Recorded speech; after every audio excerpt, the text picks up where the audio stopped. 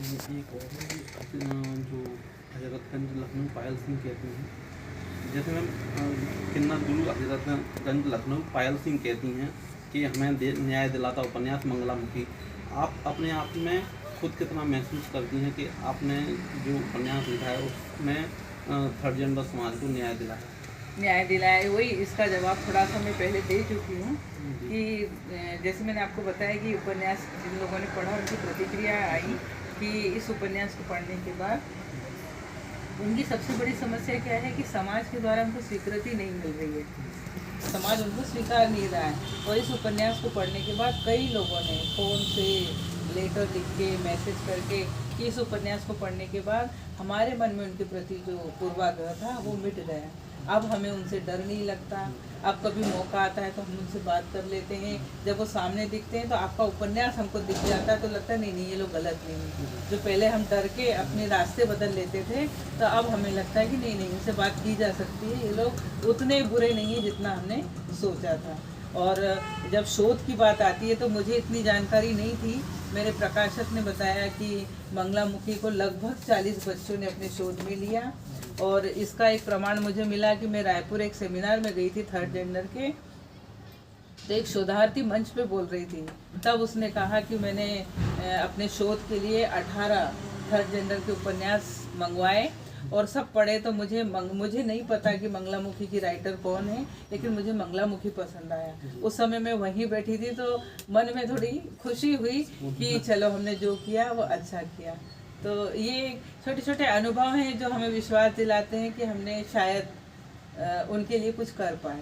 और यही मैंने उनसे कहा था कि मेरा मकसद केवल ये है कि आपके दिल की बात लोगों तक पहुंचाऊं।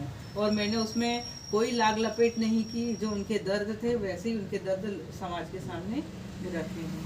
जब आपने उपन्यास लिखा है, क्या इस क्षेत्र में जेंडर क्षेत्र में आप कोई और कहानी, लघु कथा या कविता वगैरह कुछ लेखन कर रही हैं? लेखन किया है और शायद मैं कहूँगी कि इसकी प्रेरणा, जैसे बुलबुल तो मेरी सबसे पहली प्रेरणा बनी कि जिससे मुझे उनके जीवन से जुड़ने का मौका मिला। और वहाँ मुझे समस्या उत्पन्न हुई थी क्योंकि मेरा इतना विस्तार नहीं है कि मैं लोगों से संपर्क ज़्यादा नहीं है। तब मुझे फिरोज़ सर के बारे में मालूम पड़ा और पता चला कि सर ने थर्ड जेंडर पे संकलन निकाले हैं। तो मैं उनके बारे में जानना चाहती थी। तो फिर सर का एड्रेस ढूंढने में, सर का फ़ोन नंबर ढूंढने में मुझे बहुत समय लगा। बहुत मुश्किल से सर का नंबर मिला। फिर सर से जब बात हुई तो उनसे मैंने उनके संकलन भी लिए। वो संकलन देखने के बाद फिर मुझे लगा कि मैं और भी इस विधा में, या फिर और एक दूसरी बात ये है कि जितना मैंने उन लोगों को देखा, 1.5-2 साल मैंने उनको ऑब्ज़र्व किया, तो उनको ऑब्ज़र्व करने के बाद जो थोड़ा सा साहित्य था वो तो उपन्यास में निकल गया, लेकिन मन में फिर भी बहुत सारी बातें थी। तो मुझे लगा कि मुझे और भी विधाओं में इसको ढालना चाहिए। तो अभी मैं अपने लिए ही विश्वास के साथ नहीं कह सकती, लेकिन मुझे पिछले दिनों किसी ने बताया कि देश में सबसे ज़्यादा थर्ड जेंडर पे काम आपका हुआ है। तो मैंने इसमें एक पूरा लघु कथा संग्रह निकाला है। तो उसमें उनकी जो समस्याएं थी छोटे छोटे रूप में हमने लिखी है। एक 121 कविताओं का एक संग्रह निकाला है मैंने। और इसका लघु कथा का शीर्षक है दहलीज के पार, दहलीज का दर्द। और कविता संग्रह है हमारा सिसकती दास्तान। उसके बाद कहानी संग्रह निकाला है एक मैंने, उसमें उनके जीवन की वो परेशानियां ली हैं जो अमूमन समाज को नहीं दिखती। समाज को ये दिखती है कि इनकी बोली अभद्र है, ये थोड़े आक्रोशी स्वभाव के होते हैं, इनको घर से निकाल दिया जाता है या इनको ज़बरदस्ती पकड़ के ले जाया जाता है। लेकिन ये डेरे पे जाने के बाद ये किस किस समस्याओं से जूझते हैं, वो समस्याओं को लेकर मैंने एक कहानी संग्रह निकाला, 1000 दिनारा लौंडा। इसके बाद मैंने जब देखा, मैंने पहले सोचा था कि इंटरव्यू केवल, मेरे दिमाग में थर्ड जेंडर मतलब किन्नर समाज ही था। तो तब मुझे लगा कि एक साक्षात्कार संग्रह भी निकलना चाहिए। तो जब मैं साक्षात्कार करने निकली हूँ तब मुझे पहली बार मालूम पड़ा कि ये LGBT की जो अम्ब्रेला है ये बहुत बड़ी है।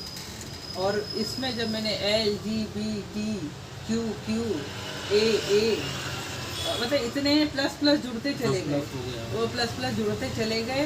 और कुछ मतलब माँ सरस्वती की कृपा कि मुझे एक कैटेगरी का व्यक्ति मिला है और मैंने उससे इंटरव्यू लिया है और वो मेरा जेंडर खोज में अभी प्रकाशित होके आ रहा है अद्वित प्रकाशन से। और इसके बाद एक नाटक संग्रह है, वो अभी रखा है, प्रकाशन में नहीं गया है। तो इस तरह 6 पुस्तकें मैंने थर्ड जेंडर पर 6 विधाओं में 6 पुस्तकें निकाली हैं।